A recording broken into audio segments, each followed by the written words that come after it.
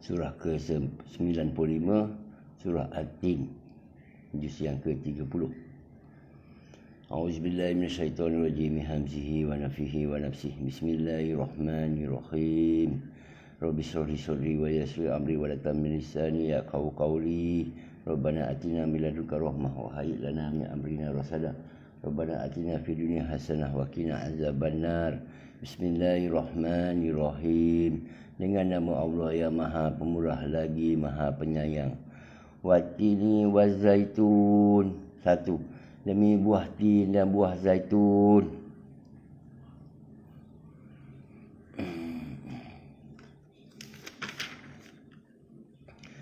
Yang dimasukkan dengan tin oleh sebagian mufassir ialah tempat tinggal Nabi Nuh AS, iaitu di Damsyik, yang banyak tumbuh pohon pokok tin, dan zaitun ialah Baitul Muqaddis yang banyak tumbuh pokok zaitun.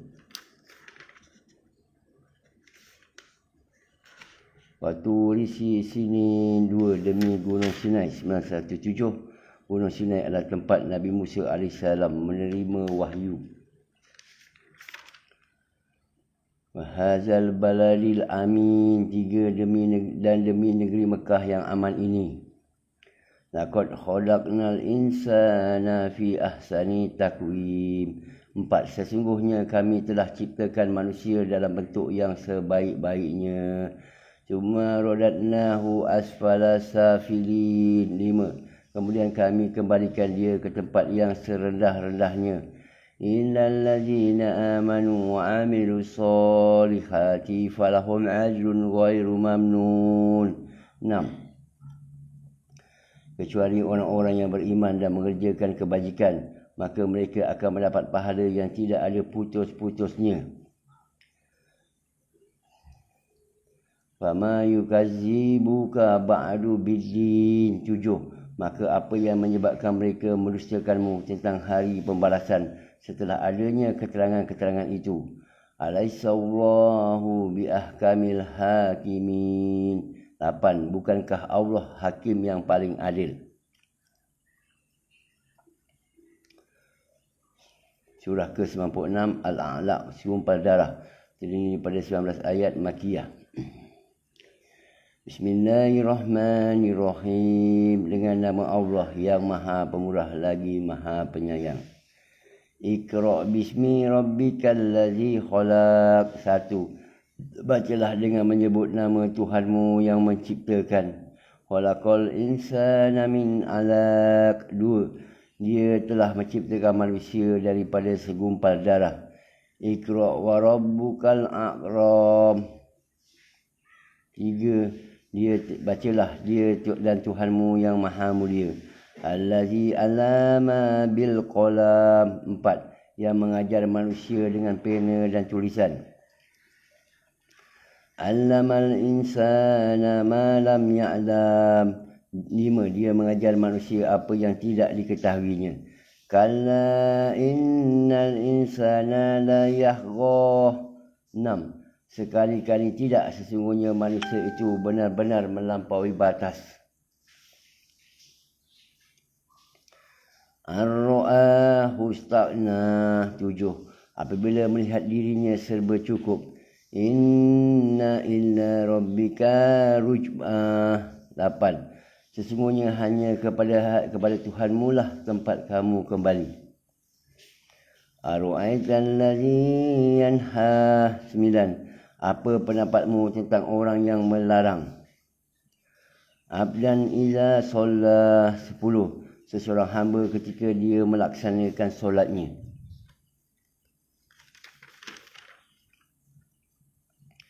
Yang melarang adalah Abu Jahal, yang dilarang ialah Rasulullah SAW. Tapi usaha ini tidak berjaya kerana Abu Jahal melihat sesuatu yang menakutkannya. Setelah Rasulullah SAW selesai solat, disampaikannya berita itu kepada Rasulullah. Kemudian Rasulullah mengatakan, kalau Abu Jahal berbuat demikian, nescaya dia akan dibinasakan oleh malaikat. Ara'aita in kana 'alal huda. 11. Apa pendapatmu jika dia yang dilarang solat itu berada di atas kebenaran? Au amara bittaqwa. 12. atau dia menyuruh orang untuk bertakwa kepada Allah.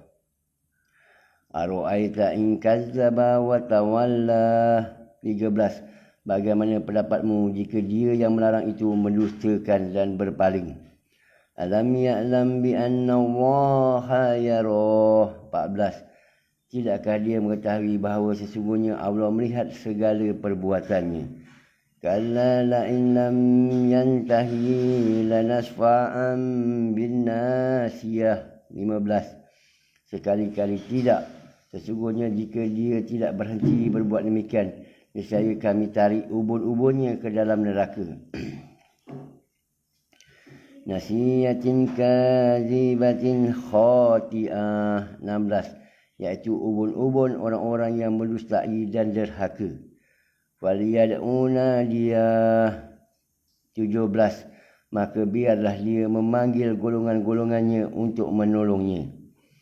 Sanad'u Zabaniyah. 18. Kelak kami akan memanggil malaikat Zabaniyah, penyeksa orang-orang yang berdosa. Kalla la tuti'hu wasjud waqtarib. 19. Sekali-kali tidak, janganlah kamu patuh kepadanya dan sujudlah serta dekatkanlah dirimu kepada Allah.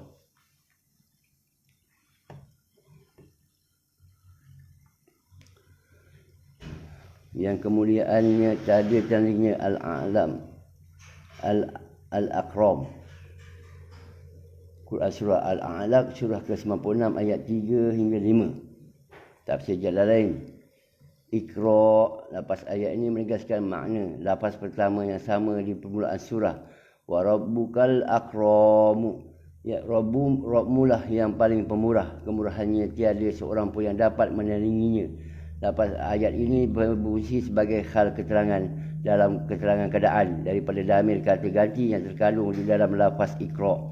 Allazi 'allama bil qalam, yang mengajar manusia menulis dengan pena.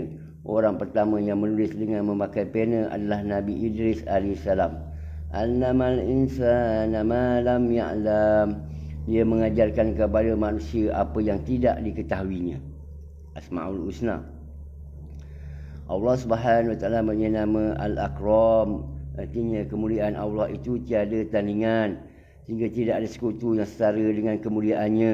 Kadang-kala Al-Akram ini mengandungi makna Al-Akramu, tapi ada perbezaan antara kedua-duanya, di mana Al-Akramu mengandungi makna sifat terhadap zat dan perbuatan secara serentak, seperti makna maha menghisap, maha agung, maha luas, maha gagah, maha tinggi, maha mulia dan sebagainya, yang menunjukkan kepada sifat zat. Demikian pula menunjukkan sifat perbuatan, iaitu dialah yang menghapus segala dosa-dosa. Allah tidak pernah menyebutkan pemberiannya yang menyebabkan pemberian itu menjadi sia-sia. Dialah yang memberi nikmat yang bermacam-macam kepada hamba-Nya, kenikmatan yang tidak pernah dapat dihitung. Inilah kesempurnaan dan keindahan dalam kemurahan. Adapun yang maha pemurah, artinya dialah yang maha esa dengan segala bentuk kemuliaan zat mahupun perbuatan. Dialah yang paling mulia di antara yang mulia, kepunyaannya segala bentuk ketinggian mutlak di antara makhluknya. Kepunyaannya pula kegagahan dalam segala urusan. Dialah yang maha indah kesempurnaannya dan yang sempurna keindahannya. Bagi Allah tidak ada kemuliaan yang melebihi kemuliaannya. Tidak ada kurniaan kenikmatan yang melebihi kurniaan kenikmatannya. Tidak ada pemberian yang melebihi pemberiannya. Dia maha memberi kepada hamba yang dikehendaki dengan cara yang dia kehendaki, sama ada diminta maupun tidak diminta. Dialah yang memaafkan segala macam dosa dan menutup segala macam aib. Maha membalas amalan orang-orang yang beriman dan orang-orang yang berpaling sekalipun dengan keadilannya. Alangkah agungnya dan alangkah besarnya kasih sayang Allah. Seseorang Muslim yang mengesahkan Allah hendaklah mampu melihat kesan dan pengaruh daripada kenikmatan yang Allah berikan kepadanya sebagai salah sebuah usaha dalam mengesahkan Allah dengan nama ini.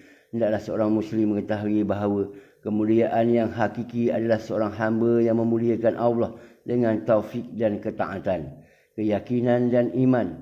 Sungguh pun Memuliakan dengan nikmat artinya adalah ujian bagi seorang Muslim untuk rasa syukur dan mencapai tingkatan ihsan. Tidak seperti yang selama ini disangkakan oleh orang-orang bahawa itu merupakan tanda daripada adanya rasa cinta dan keredaan Allah kepadanya. Keluasan rezeki bukanlah pemuliaan Allah terhadap seseorang, dan orang yang sempit rezeki juga bukan orang yang hina, tapi kemuliaan yang hakiki adalah dalam ketakwaan seseorang kepada Allah, baik terlihat maupun tersembunyi. Riyadhus Shalihin. Daripada Abu Hurairah radhiyallahu dia berkata, Rasulullah SAW ditanya, "Wahai Rasulullah, siapakah manusia yang paling mulia?" Baginda menjawab, "Orang yang paling bertakwa." Mereka berkata, "Bukan itu yang kami tanyakan." Baginda bersabda, "Kalau begitu Yusuf Nabi Allah, putera dari Nabi Allah, putera Khalilullah, kekasih Allah Ibrahim AS." Mereka berkata lagi, "Bukan itu yang kami tanyakan." Baginda bersabda, "Apakah yang kamu masukkan tentang kalangan bangsa Arab? Orang yang terbaik pada zaman jahiliah akan menjadi yang terbaik pula pada masa Islam jika mereka memahami Islam." Hadis riwayat Al-Bukhari, Muslim. Hadis atas memberikan beberapa faedah. Pertama, nasab yang paling mulia ialah apabila terhimpun pada seseorang sifat takwa dan takut kepada Allah Subhanahu Wa Taala. Jika tidak seperti itu, maka dipandang sebaliknya. Kedua, manusia terhormat dan mulia kerana ketakwaannya kepada Allah Subhanahu Wa Taala, dan orang bertakwa ialah orang yang banyak mengerjakan kebaikan di dunia dan meninggalkan darjatnya di akhirat. Hadis Nabawi. Daripada Talha bin Ubaidillah, dia berkata, seorang Arab Badui menemui Rasulullah SAW dan dia berkata, "Ya Rasulullah, habarkan kepadaku zakat apakah yang Allah wajibkan atasku." Lalu Rasulullah SAW memberitahu kepadanya syariat-syariat Islam, dan Arab Badui tersebut berkata, "Demi zat yang memuliakanmu, saya tidak akan melakukan yang sunnah, tapi juga tidak akan mengurangi sedikit pun yang telah Allah fardukan atas diriku." Maka Rasulullah bersabda, "Dia beruntung jika dia jujur." Doa Asmaul Husna. Di antara doa yang bertepatan dengan nama ini adalah hadis yang diriwayatkan oleh Ibnu Mas'ud radhiyallahu bahawa Rasulullah SAW berdoa ketika sya'i, "Allahumma ighfir warham wa'fu amma ta'lamu wa antal a'azzu wa antal a'azzul akramu. Allahumma atina fid dunya hasanatan wa fil akhirati hasanatan wa qina azabannar." Ya Allah, ampunilah aku, rahmatilah aku, dan maafkanlah aku atas apa yang Engkau ketahui. Engkaulah yang maha gagah dan maha mulia. Ya Allah, berikanlah kami kebaikan di dunia dan akhirat, dan jauhkan kami dari azab neraka.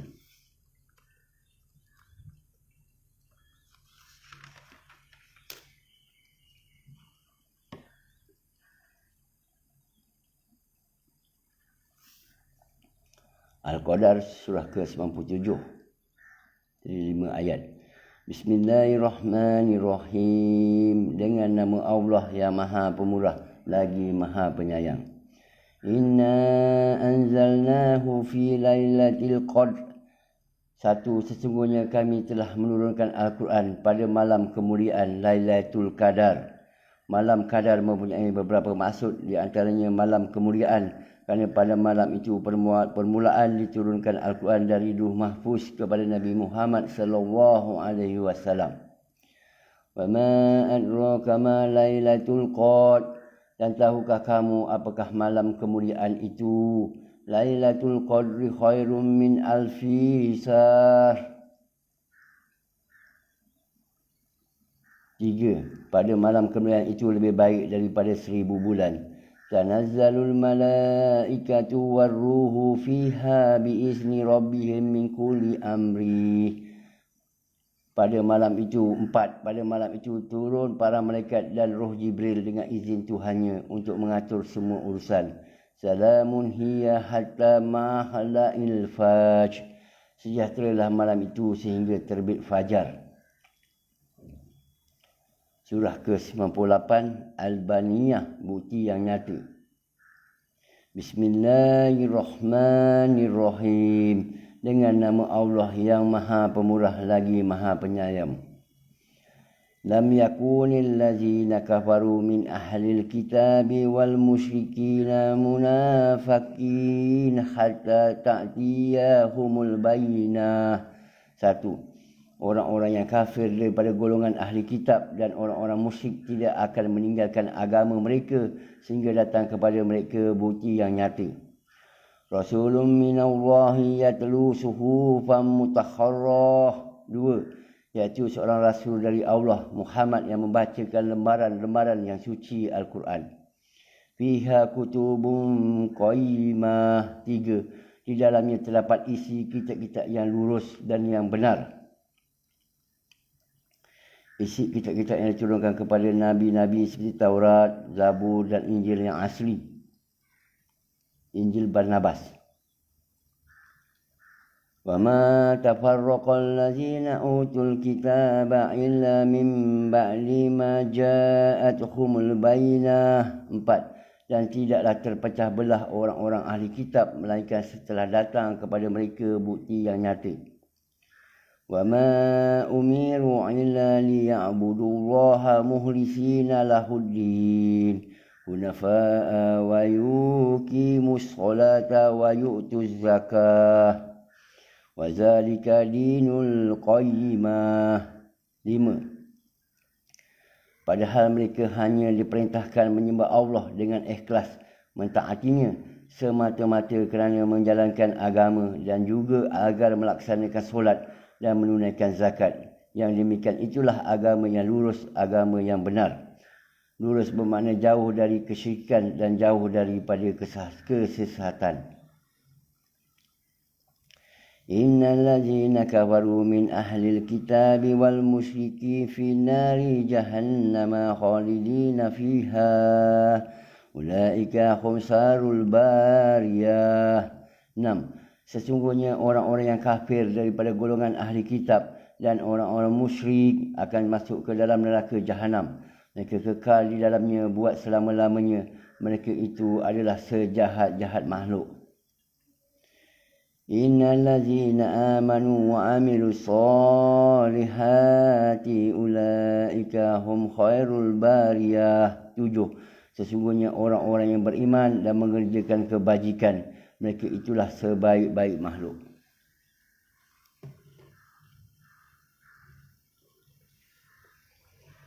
Memurnikan ketaatan kepada Allah. Quran Surah Bayyinah, surah ke-58 ayat 5 hingga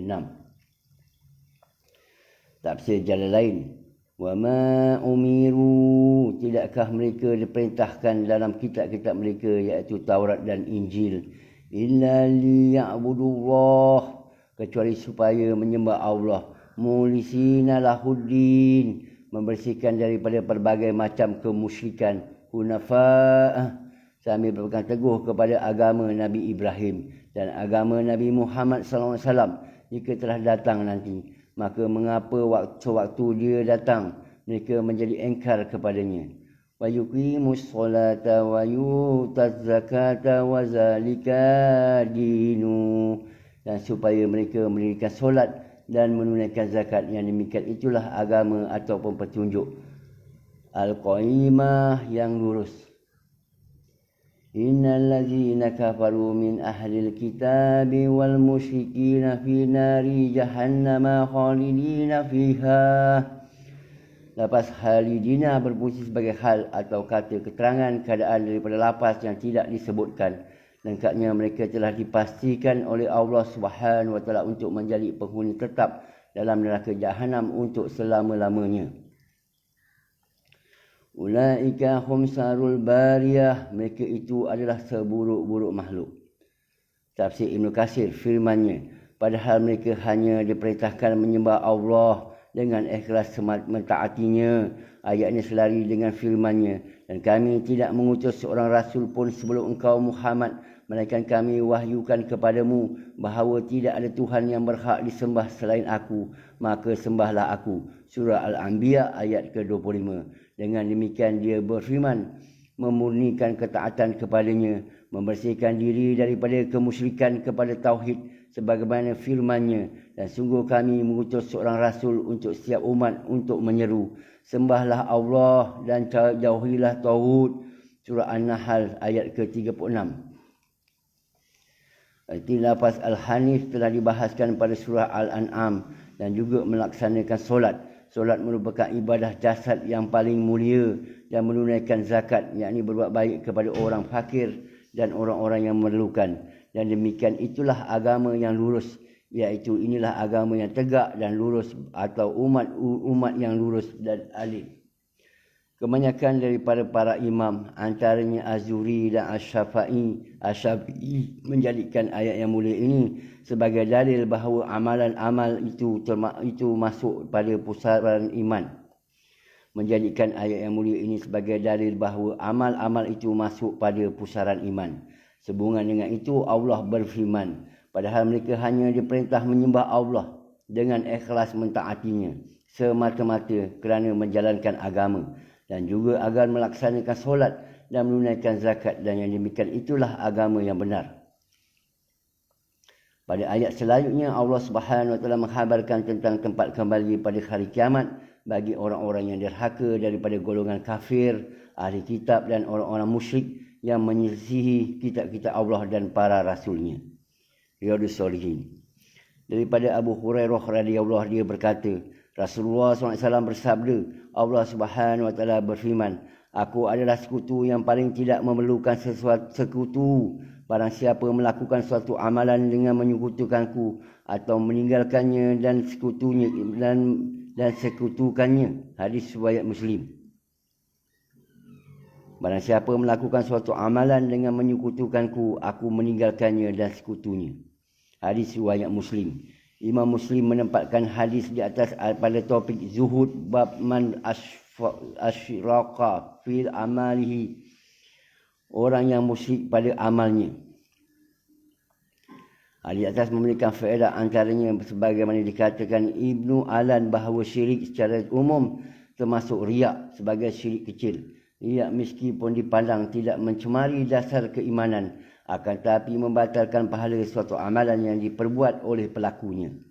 Hadis Nabawi daripada Abu Musa radhiyallahu, dia berkata, Rasulullah SAW berdiri menerangkan kepada kami 5 perkara dengan sabdanya, sesungguhnya Allah tidak pernah tidur dan tidak seharusnya dia tidur. Dia berkuasa menurunkan timbangan.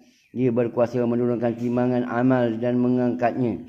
Kemudian akan diangkat kepadanya laporan segala amal pada waktu malam sebelum dimulakan amalan pada waktu siang, dan begitu juga amalan pada waktu siang akan diangkat kepadanya sebelum dimulakan amalan pada waktu malam.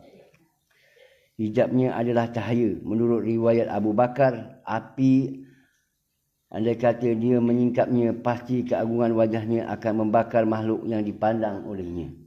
Hadis Qudsi. Daripada Ibnu Abbas, daripada Nabi Muhammad sallallahu alaihi wasallam, baginda bersabda, Allah telah mengambil perjanjian kesaksian dari belakang Adam di Na'man, iaitu di Arafah.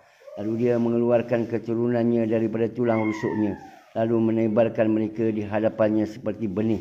Kemudian dia berkata kepada mereka secara berfirman, bukankah aku ini Tuhanmu? Mereka menjawab, betul, engkau Tuhan kami. Kami menjadi saksi.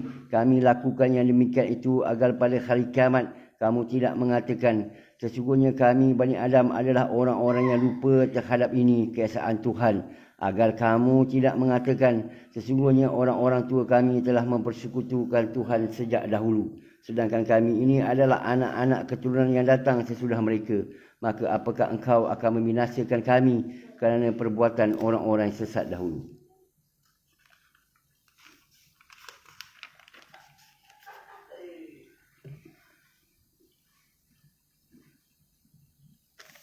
Jazaohum inda rabbihim jannatu adnin tajri min tahtihal anhar khalidina fiha abada radhiyallahu anhum wa radu anhu zalika liman khashiya rabbah.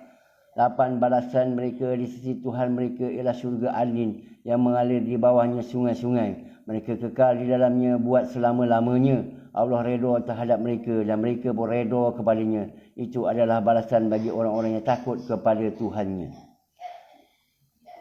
Surah ke-99 Al-Zalzalah, kegoncangan. Bismillahirrahmanirrahim. Dengan nama Allah yang Maha Pemurah lagi Maha Penyayang. Iza zulzilatil ardu zilzalaha. Satu, apabila bumi digoncangkan dengan goncangan yang dahsyat. Wa akhrajatil ardu asqalaha. Dua, bumi telah mengeluarkan beban-beban berat yang dikandungnya. Wa qalal insanu ma laha. Dan manusia bertanya apa yang terjadi pada bumi ini. Yauma adzin tuhaddisu ahbaraha. Empat, pada hari itu bumi menyampaikan beritanya. Bi anna rabbaka auhalaha. Kerana sesungguhnya Tuhanmu telah memerintahkan sebegitu kepadanya. Yauma adzin yasdurun nasu astata li yurau a'malahum. 6, pada hari itu manusia keluar daripada kuburnya dalam keadaan berkelompok-kelompok. Ada yang beruntung dan ada yang celaka, untuk diperlihatkan kepada mereka balasan segala perbuatannya. وَمَنْ يَعْمَلْ مِثْقَالَ ذَرَّةٍ خَيْرًا يَرَهُ. 7, maka sebarang siapa mengerjakan kebaikan seberat zarah, nescaya dia akan melihat balasannya. وَمَنْ يَعْمَلْ مِثْقَالَ ذَرَّةٍ شَرًّا يَرَهُ. 8, dan barang siapa mengerjakan kejahatan seberat zarah, nescaya dia akan melihat balasannya. Surah ke-100 Al-Adiyat, kuda perang. Bismillahirrahmanirrahim. Dengan nama Allah yang Maha Pemurah lagi Maha Penyayang. Wal adiyati subha. 1, demi kuda perang yang tangkas berlari dengan kedengaran kencang nafasnya. Wal muriyati qadha. 2, dan kuda yang memercikkan bunga api dengan pukulan kuku kakinya. Wal mu'irati subha. Dan kuda yang menyerang dengan tiba-tiba pada waktu pagi. Fa asarna bihi naf'ah. 4, sehingga menerbangkan debu. Fa wasahna bihi jam'ah. 5, lalu menyerbu ke tengah-tengah kumpulan musuh. Innal insana li rabbihi lakanut. 6, sesungguhnya manusia itu sangat engkar kepada Tuhannya. Wa innahu ala zalika la syahid. 7, sesungguhnya dia manusia menyaksikan, mengakui keengkarannya. Wa innahu li hubbil khairi lasadid. Dan 8, sesungguhnya cintanya kepada harta benar-benar berlebih-lebihan. Afala ya'lamu iza bu'sira ma fil kubur. 9, tidakkah dia mengetahui apa yang di dalam kubur pasti akan dikeluarkan.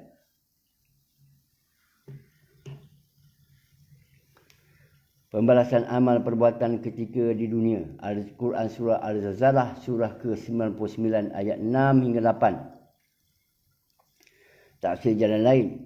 Yauma idzin yasdurun nasu. Pada hari itu manusia keluar, maksudnya mereka berangkat meninggalkan tempat penghisaban. Astatan, dalam keadaan bermacam-macam, yakni terpisah-pisah. Ada yang mengambil jalan ke kanan menuju syurga dan ada yang mengambil jalan kiri menuju ke neraka. Liyurau a'malahum, supaya diperlihatkan kepada mereka amalan mereka, maksudnya balasan di atas perbuatan mereka, iaitu syurga atau neraka. Faman ya'mal misqala dzarratin. Maka siapa yang mengerjakan seberat zarah atau seberat semut yang paling kecil, khairan yarah, kebaikan, niscaya dia akan melihat pahalanya. Wa man ya'mal misqala dzarratin syarran yarah. Dan barang siapa mengerjakan kejahatan seberat zarah pun, niscaya dia akan melihat dan merasakan balasannya. Tafsir Ibnu Katsir, firman Allah Subhanahu wa taala untuk diperlihatkan kepada mereka balasan semua perbuatannya. Surah Az-Zalzalah ayat ke-6. Maksudnya supaya mereka mengetahui dan diberi balasan ke atas apa yang telah mereka kerjakan di dunia, baik dalam bentuk kebaikan maupun keburukan. Oleh kerana itu dia berfirman, maka barang siapa mengerjakan kebaikan seberat zarah, nescaya dia akan melihat balasannya. Dan barang siapa mengerjakan kejahatan seberat zarah, nescaya dia akan melihat balasannya. Ayat ke-7 hingga 8. Imam Al-Bukhari meriwayatkan daripada Abu Hurairah bahawa Rasulullah SAW bersabda, kuda itu ada 3 jenis. Yang pertama, kuda yang bagi seorang pemiliknya menjadi pahala. Yang kedua, menjadi alat untuk memenuhi keperluan. Yang ketiga, mendatangkan dosa. Sungguh pun orang yang mendapatkan pahala adalah orang yang menambat kudanya untuk kepentingan fi sabilillah, di mana dia mengikatnya di ladang hijau penuh rumput-rumput atau taman. Apa saja yang didapatkan oleh kuda itu sepanjang berada dalam penggembalaan di ladang penuh rumput-rumput hijau atau taman, maka semua akan menjadi kebaikan bagi orang itu. Seandainya talinya putus lalu kuda itu berlari sekali atau 2 kali, maka jejak-jejak dan najisnya akan menjadi kebaikan bagi pemiliknya. Dan seandainya kuda itu melewati sungai lalu minum darinya, sedangkan dia tidak hendak memberinya minum, maka semua itu baginya adalah kebaikan. Yang kedua adalah seorang yang menambat kudanya dengan kesombongan, menunjuk-nunjuk dan permusuhan terhadap kaum muslimin, maka baginya adalah dosa disebabkan perbuatannya itu. Dan Rasulullah SAW ditanya tentang keldai, maka baginda menjawab, tidak ada wahyu yang diturunkan kepadaku tentang itu kecuali ayat 7 hingga 8 surah Al-Zalzalah yang mencukupi banyak faedah. Maka barang siapa mengerjakan kebaikan seberat zarah, nescaya dia akan melihat balasannya. Dan barang siapa mengerjakan kejahatan seberat zarah, nescaya dia akan melihat balasannya. Surah Al-Zalzalah ayat 7 hingga 8. Imam Ahmad berkata, Yazid bin Harun telah menceritakan kepada kami, Jarir bin Hazim telah mengkhabarkan kepada kami, Al-Hasan telah menceritakan kepada kami daripada Sa'asah bin Muawiyah, bapa saudara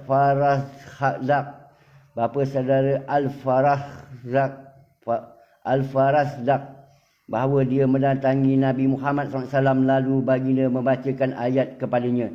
Barang siapa mengerjakan kebaikan seberat zarah pun, nescaya dia akan melihat balasannya. Dan barang siapa mengerjakan kejahatan sebesar zarah pun, nescaya dia akan melihat balasannya pula. Surah Al-Zalzalah ayat ke-7 hingga 8. Dia berkata, cukuplah bagiku, aku tidak peduli dan tidak akan mendengar yang lainnya. Riyadhus Shalihin.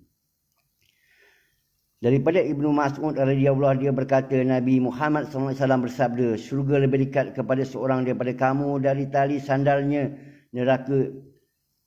Syurga lebih dekat kepada seorang daripada kamu dari tali sandalnya, neraka juga seperti itu. Hadis riwayat Al-Bukhari.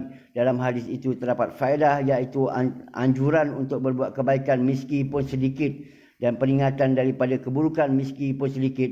Dan sesungguhnya ketaatan itu akan mendekatkan kepada syurga, sedangkan kemaksiatan akan mendekatkan kepada neraka. Allah Subhanahu Wa Taala berfirman, maka barang siapa mengerjakan kebaikan seberat zarah, nescaya dia akan melihat balasannya. Dan barang siapa mengerjakan kejahatan seberat zarah, nescaya dia akan melihat balasannya. Hadis Nabawi. Daripada Adi bin Hatim, dia berkata, aku mendengar Nabi Muhammad SAW bersabda, jagalah diri kamu daripada neraka sekalipun dengan bersedekah setengah biji kurma. Jika tidak memilikinya, maka dengan perkataan yang baik. Adi berkata, lalu kemudian hari aku melihat seorang wanita membawa kenderaan berjalan dari Al-Khirah hingga melakukan tawaf di Kaabah tanpa takut kecuali kepada Allah. Dan aku termasuk orang yang menakluki pembendaharaan Kisra bin Hurmuz. Dan seandainya kamu diberi umur panjang, kamu pasti melihat apa yang disabdakan Nabi Muhammad SAW. Hadis Qudsi. Daripada Adi bin Hatim radhiyallahu, dia berkata, Rasulullah SAW bersabda, sungguh pun para perompak dia tidak akan datang kepada kamu kecuali sedikit, sehingga rombongan dagang berangkat menuju ke Mekah tanpa gangguan. Sungguh pun kefakiran tidak akan terjadi hari kiamat, sehingga terjadi seorang daripada kamu berkeliling membawa sedekahnya, tetapi dia tidak mendapatkan orang yang mahu menerimanya. Kemudian pada hari kiamat, pasti setiap orang daripada kamu akan berdiri di hadapan Allah, di mana antara dirinya dan Allah tidak ada tabir dan tidak ada penterjemah yang akan menjadi juru bicara baginya.